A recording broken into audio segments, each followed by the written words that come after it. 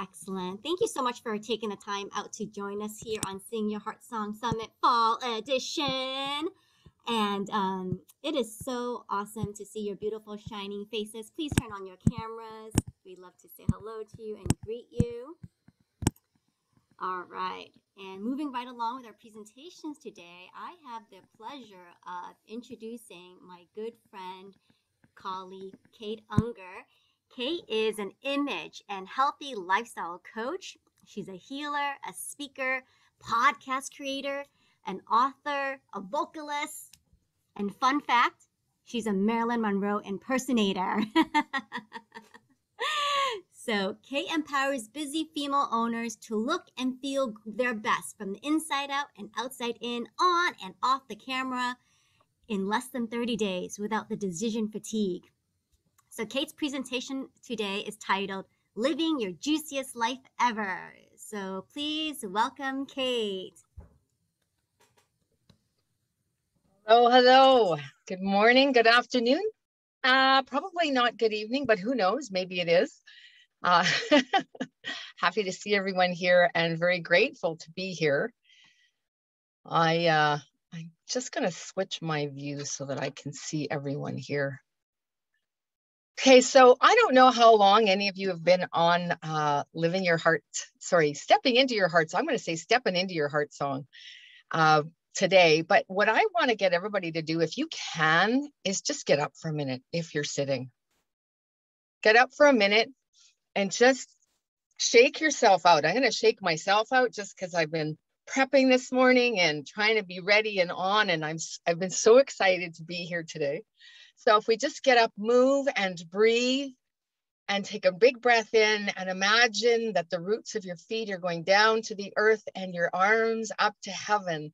And you are balanced between the two spaces and you are grounded and full. Receive from the heavens, send to the earth. Take a big breath in and do a nice big sigh out and have a seat.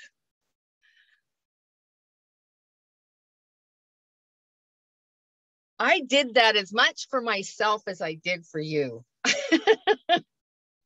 And I'm going to own that because it's so important that we fill our own cup first. And it's a big part of living your juiciest life ever. So I was so excited this morning. I was like, what am I going to shift? What am I going to change? Every day when I get asked for my bio, I want to write a new one. So I have this list that's about this long. And one day, maybe I'll find the perfect one and I still won't read it. Because it's an evolution and there's just so much to share. So, Olivia, thank you for the introduction. And I just want to be in that space of owning your voice, because Olivia has really encouraged me to do that. And the whole piece of all of that, the biggest piece, I believe, is all about self-love. And so I will share my journey, but I'm just going to give you just a little overview above that. And that is that how did I end up wanting to integrate all of these things that seem to be appearing as different things? To me, they're all about self-care and self-love. So in my journey of my own self-loathing, because I'm going to own that, I really was, when I look back on my life, I would have strangers sometimes come up to me and tell me I was too hard on myself. How can a stranger see that, right? People see our energy, even if they don't know that they're experiencing it. So in my own journey, I really believe that a lot of what it is that I learned to do was to protect myself. Like we all, if anybody's had any trauma, can any one of you relate to that? There's protection that we do, whether we're conscious of it or not. And so I believed that if I worked hard enough on me, I would be lovable. I would be worthy. I would be enough. And so I learned so many things. And it's not even that I didn't enjoy them, because they were all things that I was or became passionate about in the process of learning. And so I learned about nutrition. It became a huge passion for me. I started studying when I was 18 years old. I ended up, I actually started taking art lessons when I was 9 years old. There was a teacher in our neighborhood that was a painter. And so I thought, oh, I want to be a painter. And so I took art lessons, and then I took voice lessons. I landed in voice lessons, and I sang from the time that I was really, really young. And I was so full of music. I couldn't shut up. So everybody told me to. My family was like, you're too loud. You're too much. It's just, and over time, and I wasn't singing the music my parents wanted to hear. So that was a whole other story. So besides the nutrition, I also studied stage performance. I studied film performance. I became an actress. I studied graphic design. I majored in sculpture in university. I talked the university into letting me take a creative writing course. They said, that's not in your course lineup. I said, no, but it doesn't matter. It's really important to me. And so they let me do the creative writing course, which was a real big journey in self-discovery. So all of these things that I did, and all of these different creative things that I did, taking voice lessons in art school, and I became an image consultant when I was in 2003, and I integrated it into my healing practice. I became a shiatsu therapist in 1997, dove headlong into that, all part of the healing journey. That I know now when I look back on that. I did that for 24 years. And I really believe that the reason I was attracted to it so much was because it was part of my stepping more into my own healing journey. And it really did become part of that, because the teacher, the school that I chose to go to, said, physician, heal thyself. And so the emotional journey of just studying all of the different things I studied within that realm, and then stepping into helping other people on a whole new level, starting my own business, it was bringing all of that to the table. And if we look at our own lives, if we look at our own lives, we have way more experience in life than I think we really honor and pay attention to. And all of the journeys that we have are so important. So in the whole voice aspect of things, as I started the beginning of that story, is that I sung everywhere. My earliest memory of singing was sitting in front of a huge speaker on the floor, singing at the top of my lungs to Burl Ives. Does anybody remember who Burl Ives was? Probably not, but this was a singer that my parents would play. And so the song I remember was, I think it was called A Hole in a Donut. So when I was about 4, and I didn't remember this as a child, it happened much, much later, I was actually sexually abused, and my whole life changed. I didn't know it changed, because of course, as a child, you're in that moment and in that space. And when I look back on the memory, it's when I became more internal. Did I still sing? Yes. It was my expression, I still, but I realize now how many decisions in my life that incident actually impacted. And so there were things in my behavior that changed. I felt alone. I felt isolated. And I had come from a really big family. So kind of like you feel like you're that black sheep in the family. But anyway, so loud, boisterous family. And as I grew older, I was told more often to keep it down. Can you just stop? Kind of thing. And I had to do these command performances for my dad. And though I loved singing, I absolutely abhorred doing these command performances. I would cry standing with my mom in front of the organ, and I would wipe the tears from my eyes, and eventually I would be able to get a song out that was of pleasing to them, and my dad would give me a nickel. And as life went on, as I was a teenager, and I had played part in, I was actually Maria in elementary school in The Sound of Music for a little concert that we put on. And so music was still very integrated into my life. I became part of the choir. I actually, as a teenager, my mom sent me to voice lessons, and every voice teacher said, you know, she'd be really amazing if she'd just practice. And that's that childhood story so often for people when they're studying something. It's like, you know, you'd be really good at this if you spent some more time doing it.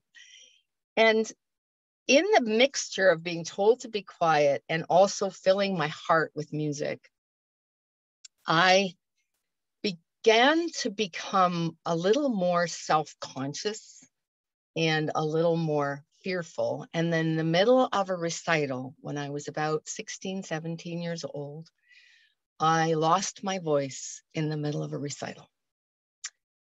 I ran horrified from the stage, and then only sang when I'd had enough liquid courage, or I was by myself under the stars singing a cappella, or when I thought someone couldn't hear me. So if it was like a crowd and I was wandering through the crowd and singing along to the music, which I used to do as I worked in the restaurant business for many, many years, I would sing while I was working because I would think I'm not on stage. So I would just sing along to the music. Nobody could really hear me. I thought that's my own safety measure in there. And when I was in my late 20s, I was introduced to jazz, and it touched my heart so deeply that I made a statement, and I said, I have to learn this music, no matter if I never sing on another stage again in my life. So I moved from the prairies where I grew up, and I moved to Vancouver. And that statement carried with it such amount of power that it attracted people into my life that were placed there. I swear to God that he sent them, or if you want to say universe, sent these people into my life. The amount of support that I got. The first person actually was the piano player that was playing at the restaurant that I sang at. I wouldn't go up and sing with him, but I would sing along with him as I was working. And then one day this saxophone player showed up, and she heard me sing, and she said, what are you doing with your voice? I said, nothing. She said, well, you really should be doing something. From there, I got a referral to a voice coach. And there was all kinds of serendipity that happened to make that happen. I was introduced to an a cappella chorus, which taught me a whole other level of things. And I was introduced to thought field therapy, or emotional freedom technique, or tapping solution, as many of you might know it.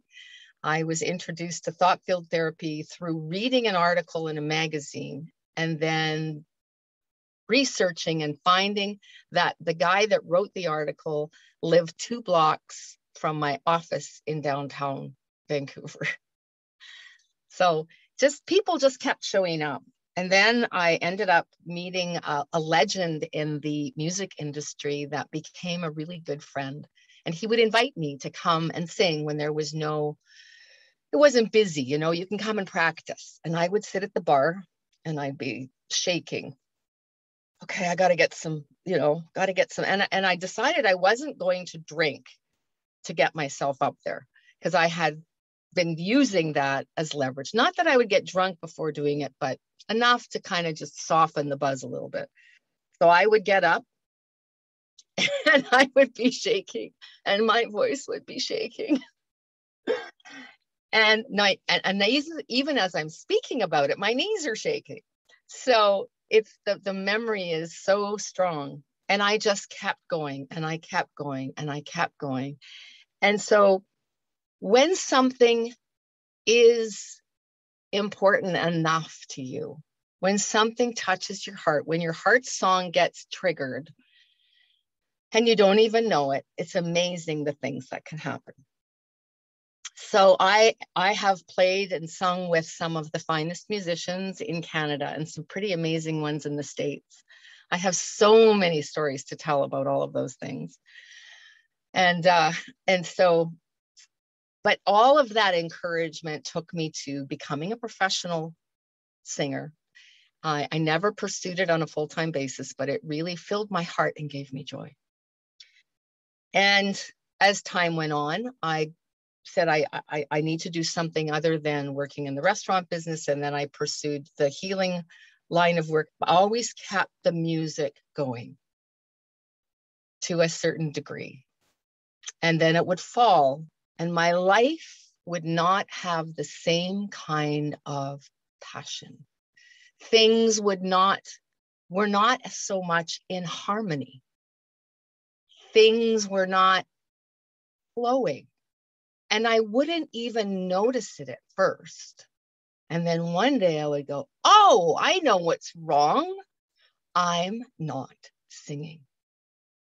And so I would begin to sing and I would go, I'm never going to stop doing this again. And then I would stop. But the journey of finding your voice, all of what it is that I've shared with you, it happens in so many places where we forget who we are. We forget what it is that really makes our hearts sing. And if we're business owners or just being busy in life, period, we get into that mode of left brain efficiency and we push our heart to the side. Left brain efficiency and we push our voice to the side. And we don't stand in that fullness of life. We burn out, we get exhausted, we get frustrated, we get resentful because we're not standing in that place. It doesn't mean that, if I'm going to use my own journey as an example, it doesn't mean that I have to sing full time or go and pursue it as a career for me to live in my heart song. It's all about perspective. And that's where the juiciness of life lies. Because when I live in the space of connecting to my heart and use what it is that fills me up as a foundation for the rest of my life, then I can touch other people's lives. I can come from a place of fullness as opposed to a place of emptiness. And it's not that constant striving to seek more, because fullness never comes from being busy. Fullness never comes from seeking the external gratification, the validation.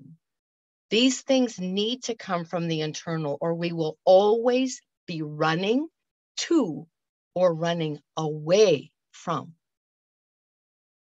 It's not a grounded space. So it's, who are you? What is your juicy space? What is your heart song?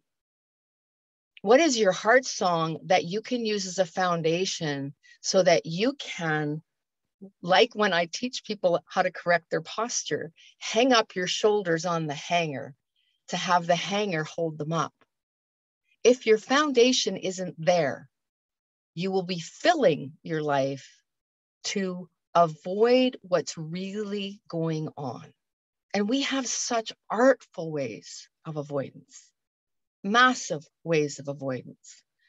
When we put our attention on making sure our heart is okay. I mean, now we hear about heart coherence all the time. We hear about people, owning their voice. We hear about the words self-love. It's become a really big part of the language that is becoming more adopted mainstream, which is such an incredible gift because it's the start, it's the seed of everything. And I like to remind people we are made of the same stuff as stars. And when we live from that space of heart and trust and knowingness that we can, from that, whatever we decide to do for work becomes a branch. It doesn't become something that's over here and this piece gets ignored. When I look back on my life, I see how split I was because I believed if I could do this and this over here, and if they're not connected to your heart, if it's not connected in that whole place, there is that constant busyness, that constant needing. So again, it's not coming from that full place. And I'm going to take a big breath in there. How's everybody feeling? All right, this is working for everyone? You're getting something out of it? Awesome. That's really great to hear. So in my journey and my evolution, because I did all of these different things, I needed to be creative. I needed to use my voice. I needed to do all these things, and I recognize that, but I never thought that I could earn a living doing my creative life. And I am in the constant state of learning that that's not true. And so that, again, it's an evolution and it's never over. I'm never going to arrive to that place. When I arrive, I'll be on the other side. So, and then I think it'll still be a constant state of learning. And so what I ended up doing was I had the blessing of working with a coach that said, we're going to take all of your gifts and talents and we're going to put them together. And I went, okay. So she helped me to see how everything fit. I felt it, but I couldn't express it. So now, moving fast forward, what I do in the space of helping other people, because I have a strong nutritional foundation and I have this journey from self-loathing to self-love, self-less to self-full, that I bring these components. And I've studied relationships my whole life trying to figure them out because I spent a lot of my life outside of them. So I got a chance to watch. So I bring relationship with self, relationship with others to the table. I bring nutrition to the table. I bring that creative piece to the table. You need to work on your voice and how your delivery is. We can help with that. You just want to get your colors harmonized and have a package that gives you directions on simplicity and how to get dressed powerfully and dress in the colors that work for you. We can do that. If you want some tips and tricks as far as your fashion is concerned, we do that. So it's all about customizing what it is works for you. It's all in the same realm, and it's all focused on the basis and foundation of self-care and self-love. And it doesn't just apply to women. And Steve is always a really good reminder on that. You know, for your journey has been a true blessing for me. And so with all of that in there, from my business piece of things, is I have created a small slideshow that is basically about the color, just to explain the color. We're not going to get into the nutrition and all of that. We can one-on-one journeys for all of that, but I do have a quick presentation that I want to do with that. And then I have a couple of lovely things that I'd like to touch on as we finish and leave space for questions. And we will move forward from here. And I will now share my presentation. It went the wrong way, I think. So I need to go to the share button.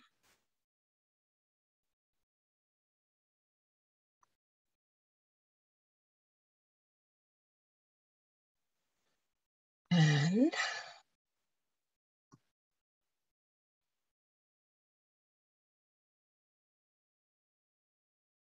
there it is. So we have 7 seconds to impact. And color, people see color even before they see style. Color impacts us on a subconscious level.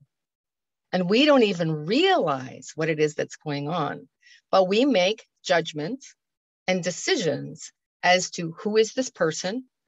Do I feel good in their presence? What am I getting? And we do this so subconsciously, we often don't even realize it. You know how sometimes you just immediately feel settled, relaxed, and you're able to focus? Anybody notice that when they're maybe listening to someone? And other times when if you can remember when we were doing it all live, and you're sitting in the audience and there's a speaker up there, and no matter how hard you try, you can't hear them. You're not making that connection. And they could be a very good speaker. But if they are dressed to distraction, it makes us harder to see them. So imagine when you're having a conversation with someone and they're looking past you and you're going, are they not interested in what it is that I have to say? That's possible. Very often, there's a color thing that can be going on. And we'll get a little bit into that. And you already know this stuff, so we're going to move on from that. And this is kind of just a quick visual that even too much texture can cause people, or pattern can cause, and texture is classified also as a pattern. So when things are too busy, it's difficult for people to focus on you. And it's the same thing for you with other people. So in the state of dressing, this is a cool little tip that you can take with you, is that if you already have a really good idea of your colors and what your core colors are and what your accent colors are, your core colors are what creates your silhouette. So think big pieces you wear on your body. And your accent colors are more reflection to bring the light out in your eyes. And when we do this 80-20 rule, it seems to apply to everything. When we do this 80-20 rule, there's a sense of groundedness, a sense of focus, a sense of harmony. And what you do for the person that you're speaking with is that you let them see more of who it is that you are by dressing in harmony. So just examples of some of the ways that people perceive and respond to color. We can go from self-conscious to self-confident. We can go from uncomfortable to comfortable, distracted to harmony.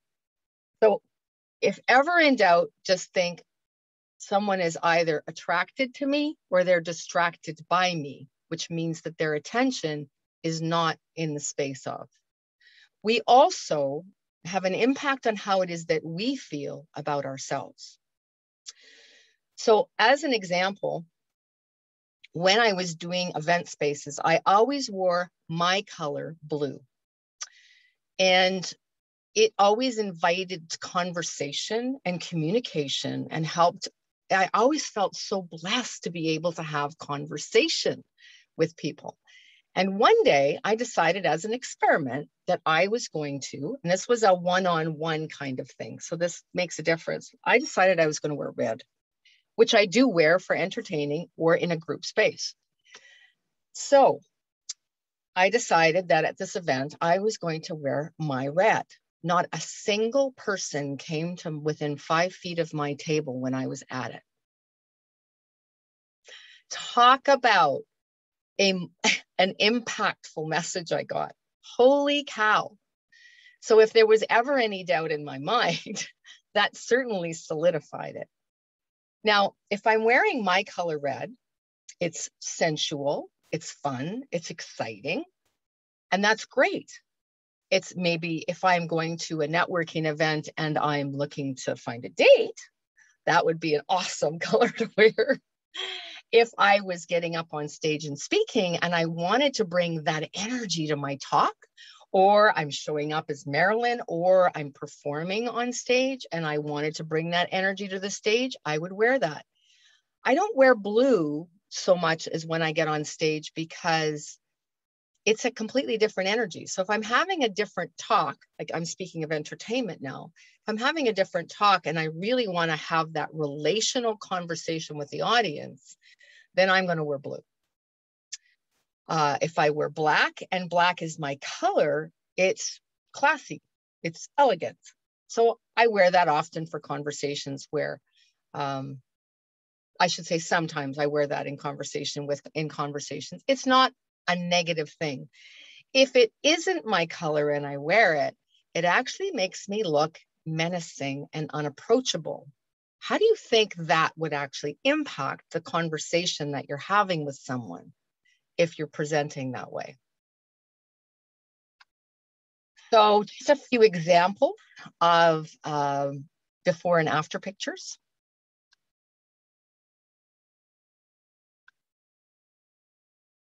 Massive differences. And see, for her, you can see right there, black is definitely not a color for her. There's been a big shift there with her wearing her brightness of color.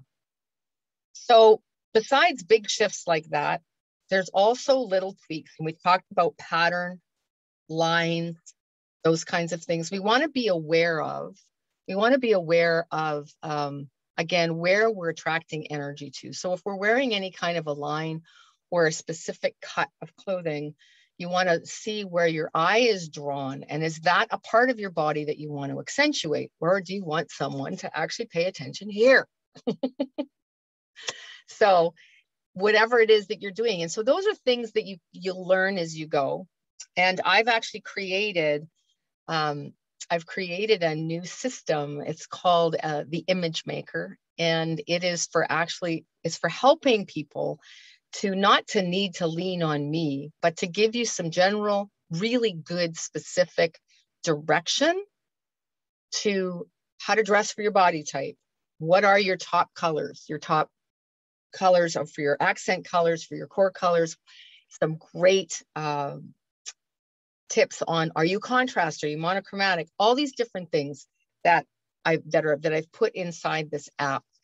And I've really simplified what is normally given out for people. And my whole goal is to create it for an empowering tool. But here's another example where big difference in the look and the feel and what approachability he has by his two outfits. This woman, big story, really neat story. She came to my office and she was wearing what she's wearing on the left here. And where it says before picture, obviously. And washed out and no color, no energy. Some of her habits, she was shopping all the time. Her husband was actually getting very frustrated about the fact that she was going shopping all the time. And she wanted to dress on trend because she wanted to look younger. And her desire to do that was making her look older. And she was never satisfied. So she was constantly having a need to go shopping. When you have the ease of knowing what it is that works for you, then shopping becomes easier, even online, if you're not really in the mode to shop in stores anymore. But if you wanted to shop online, you know what to choose. You know what it is that works for you. So this was the first step, and you can see how different even her energy is. And there's no makeup on here. The only thing I did was change the color of her lipstick at this point. We hadn't done her makeup yet, but you can see the difference in the color of her skin.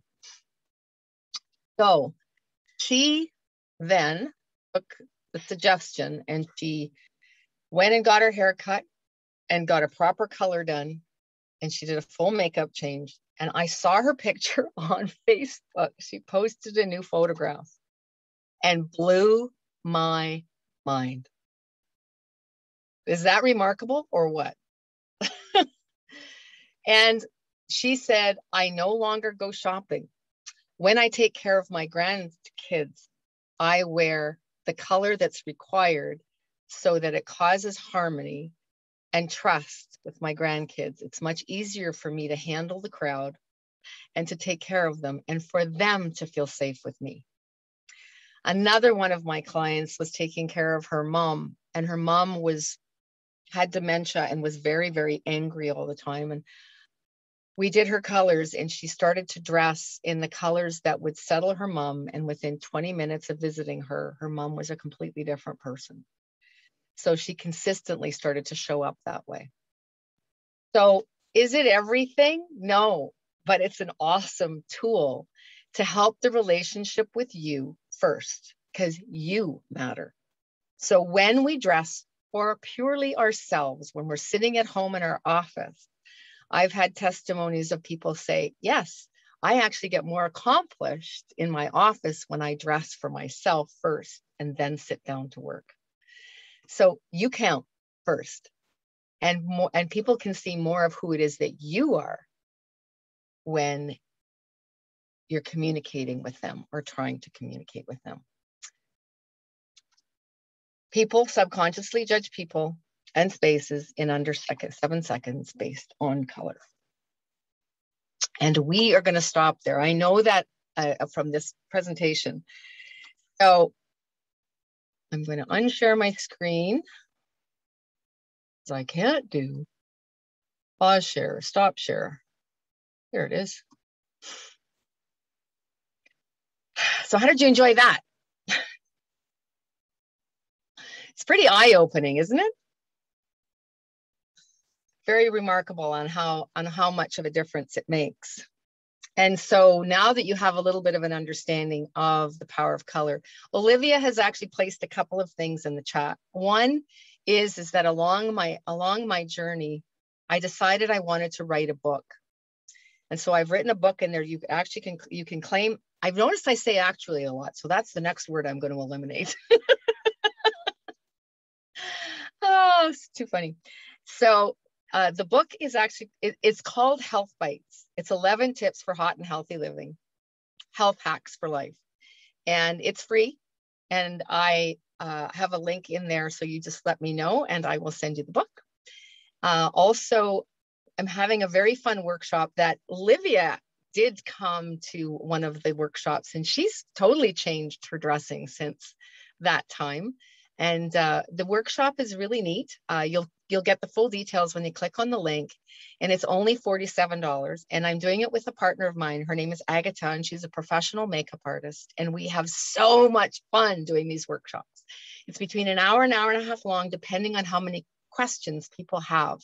But you have a tutorial on putting your makeup on in 5 minutes, and it's not plastering your face. It's not even visible. It's that extra lift, that shift. You get to see that because I actually do half of my face while she's speaking about the transformation as far as the color is concerned and giving guidance. We do an analysis. I do a mini analysis for your colors so that you have your top 4 colors you walk away with, which can help you with your branding. And it's a good base for you to start. And you will also get a personal color analysis for your skin for cosmetics. And she does a great job on that. And then there is access to a specific cosmetic line if you choose. And if you choose to use your own, you can still use the same process that she teaches, but you get live on help so that you can watch this. And it is $47. It's $45 plus the tax. I was trying to keep it under 50. So I hit 45 and then there's a little bit on top of that. And it is on the 25th of November. So we figured out together with our time and what it is that we do. And the value is honestly, it's $397. And it's just such a wonderful opportunity for people to be introduced to us and to see whether they like us and want to work with us more, either one of us. So it's a good opportunity for that. And we absolutely love doing it. So we found that doing it for free, people don't show up, right? But you've all had that experience, I'm sure. Hey, So I have put the links in the chat for everyone, but just the buy button, we want to buy the ticket, and so that's not popping up. So if you're interested, please email Kate or link up with her on LinkedIn. Is the Eventbrite, I'm sorry, the My Event, it's not working, that link? It's working, but the buy button, when you want to buy tickets, it says contact organizer. Oh, that's weird. Okay, you know what? I might have made a mistake when I set it up to activate the ticket sales availability. So Okay. I will make sure to just to reach out. You can, all my contact information is there. So Yes, I please want to reach do out to Kate if you're what's interested that? in that. Yes, please reach out to Kate if you're interested in that workshop. It is so much fun, and you walk away with just some really just practical things that change your whole outlook and closet. And we're going to be working on Olivia's closet. So I do all of that virtually now. So I give direction on how to do it, but if you need my help, you can bring me in with the Zoom. So that's fun. I want to do two things, and then I definitely take some questions. I have this wonderful gift that I'd like us all to do together. And I wanted to do this again because we're back to the space of self-love and knowing that we are light. We are light and we are love. So I have an affirmation, and you can repeat after me, or you can just repeat it quietly if you want, and put your hand on your heart. I am the light. The light is within me. The light is around me. The light protects me. The light guides me. The light is in my heart. The light is in every cell. I am the light. Take a nice big breath in and feel what your body feels like now. Once you feel the vibration all throughout your body and soul, let that all out with a sigh, and we'll finish with the affirmation. We are the light.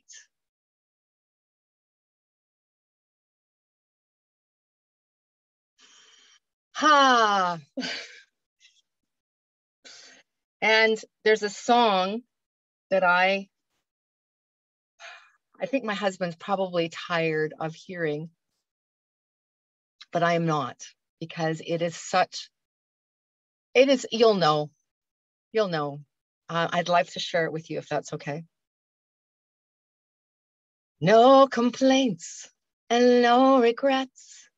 I still believe in chasing dreams and placing bets. And I have learned that all you give is all you get. So give it all you got. I've had my share. I've drank my fill. And even though I'm satisfied, I'm hungry still to see what lies down another road beyond the hill, and do it all again. Funny how the time just flies, how love can go from warm hellos to sad goodbyes, and leave you with the memories you've memorized to keep your winters warm. For there's no yes in yesterday, and who knows what tomorrow brings or takes away. As long as I'm still in the game, I wanna play for laughs, for life, for love. Here's to life and every joy it brings. Here's to life, to dreamers and their dreams. May all your storms be weathered, and all that's good get better. Here's to life, here's to love, Here's to you.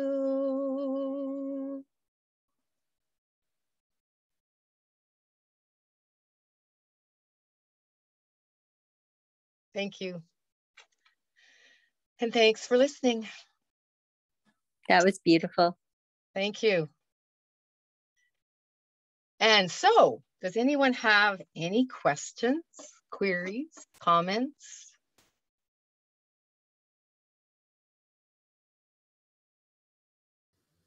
Kate, maybe you can just walk us through the color analysis bit, like what we look at, because I remember I had to like send you some pictures of certain things. Yes, you did. Yeah.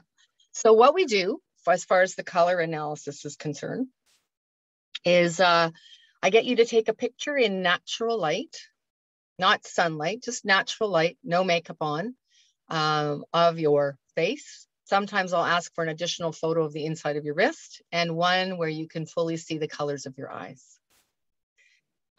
Cameras on our phones are much more accurate with the true colors, especially these days. So that's important not to do it with your computer. And it's very interesting how different it could be. So then I also send a quiz where you answer a bunch of questions, because I like to do two forms of analysis. I've actually found a new tool that I'm excited about using. I'm always double checking accuracy, and the final phase is actually me looking at it and looking at you and going, this is what it is. So I use a multitude of tools so that I'm constantly confirming what it is that I'm seeing, because cameras can fool us. So when a photographer takes pictures of you, then that also changes it too. So, and then what we do from there we do this either for the full analysis or for the mini analysis. So it still has to be done. What you receive for the workshop is you'll receive the day of the workshop, you will receive the colors, and we schedule an appointment. So you also get an hour, about a half hour of time, and sometimes it runs over, of time with me, and we discuss the colors, what each one of them means, and how we can sort of help you with your closet. And with the color cosmetics, we also use those photographs so that Agatha does an analysis of your skin and looks at the company she works with. Is quite amazing what she does. It's kind of like you think you were doing a paint by number, and it looks complicated, but it is so not complicated. So I'm all about doing things like that really quickly.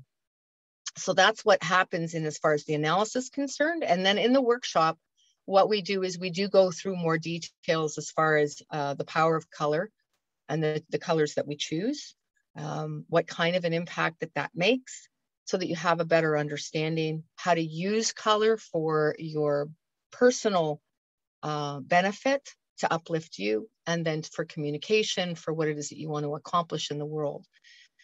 And we also do that live tutorial with the colors, and we have a lot of laughs and a lot of fun, because Agatha and I are a pretty good comedy team. So, and we love doing it. And so we did a whole bunch of them last winter, and then she moved away. So now we've decided to do it at a distance on our 2 Zoom screens. So this will be fun. When is that, Kate? It's November the 25th, and it's $45 plus applicable charges. So it works out to like $48.52, and that's, I don't know what to do about the Canadian and American thing. I didn't think about that. So we'll just figure it out. So we'll make it all work for everyone. And that's November the 25th, and Eastern Standard Time, 7 p.m. to 8 o'clock. And then we allow it to go to 8:30, depending on questions and conversation that we're having. And it's also a great opportunity to bring a glass of wine. It's not about us presenting, it's about this whole interactive space, which is what we want to create. And Rich, did you have a question? Hi, Rich. Hi, everyone. I've been lurking in the background, having to multitask for this morning, but I wanted to still be here some way. And loved your presentation, Kate. I Thank wrote a you. note down. I'll be contacting you directly about possibly presenting in a program that I run. Oh, And wonderful. yeah. So the work I do is I work with coaches, course creators, speakers, authors to show them how to create a powerful presence on camera. And it's mostly women who are drawn to work with me. I used to be a makeup artist and a skincare specialist in my much younger years, and grew up around fashion. My mom had a women's clothing boutique. So everything you talked about, I was like, this is awesome. I grew up with that. Awesome. And that's why you look so good. Actually, when I put my camera on, I was like, oh no, she's going to tell me I have the wrong pattern on, which is not a good pattern. I would never do that to anyone in a group situation. I normally wouldn't wear this pattern on camera because it's a little vibrational. Everyone know that patterns are not good on camera. But I'm going to a meeting right now, so it's my meeting shirt with a friend. Nice.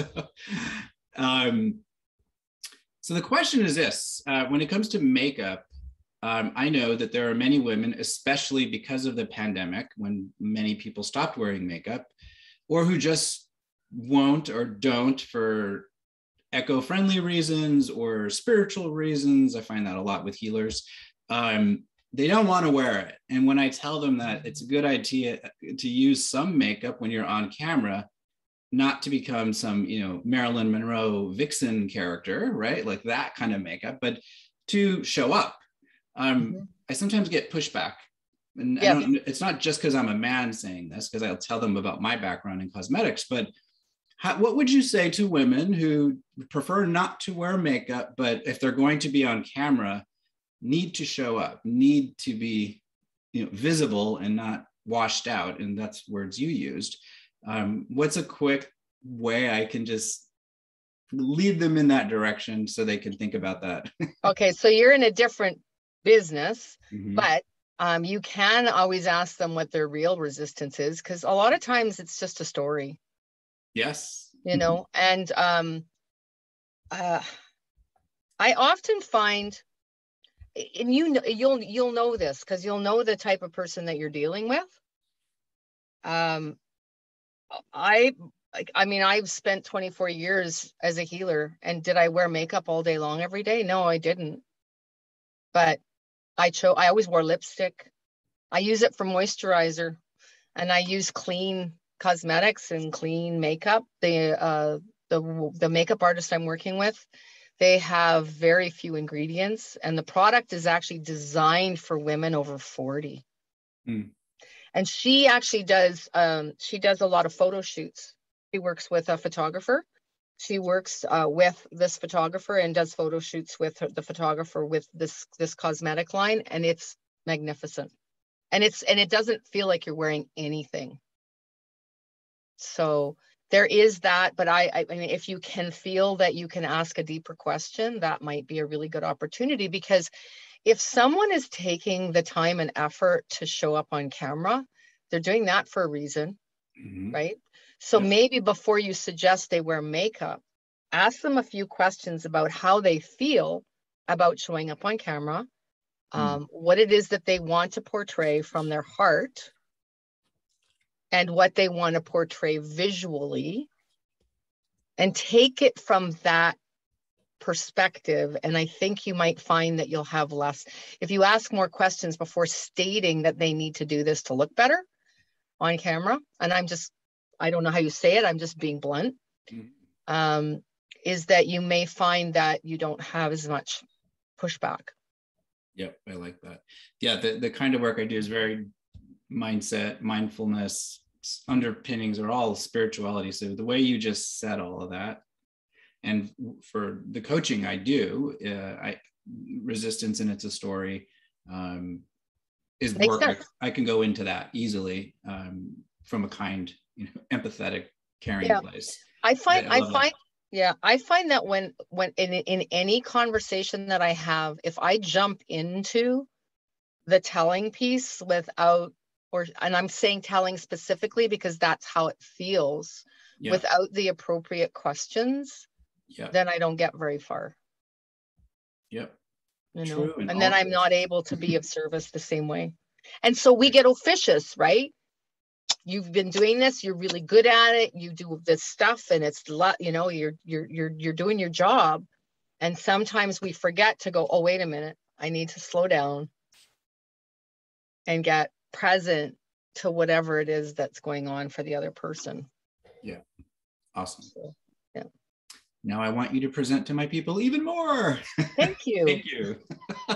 And if you want me to talk to your everyone. clients about makeup, I can do that.